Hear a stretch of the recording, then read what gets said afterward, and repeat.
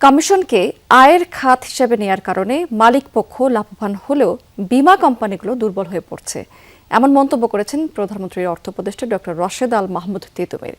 বীমা খাতের সম্ভাবনা এবং চ্যালেঞ্জ বিষয়ক সেমিনারে এমন মন্তব্য করেছেন তিনি।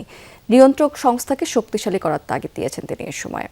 অনুষ্ঠানে বক্তারা বলেছেন যে ভাবমূর্তির সংকট বীমা খাতের সবচেয়ে বড় সমস্যা।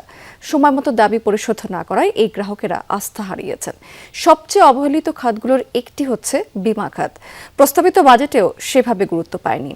এ খাতের সম্প্রসারণে সুশাসন প্রতিষ্ঠার পাশাপাশি সাধারণ মানুষের মধ্যে সচেতনতার সৃষ্টির তাগিদ দিয়েছেন সংশ্লিষ্টরা। তারা বলছেন যে সম্ভাবনা কাজে লাগাতে প্রযুক্তির ব্যবহার বাড়াতে হবে। বীমার আওতা বাড়াতে পণ্যে বৈচিত্র্য আনার উপর গুরুত্ব দিয়েছেন তিনি। অনুষ্ঠানে প্রধানমন্ত্রীর অর্থ উপদেষ্টা আরও বলেছেন যে বীমা খাতের উন্নয়নে স্বচ্ছতা এবং জবাবদিহিতা নিশ্চিত করতে হবে। নিয়ন্ত্রক সংস্থার উপর আস্থাহীনতা তৈরি হয়েছে তা দূর করার উপরও গুরুত্ব দিয়েছেন তিনি।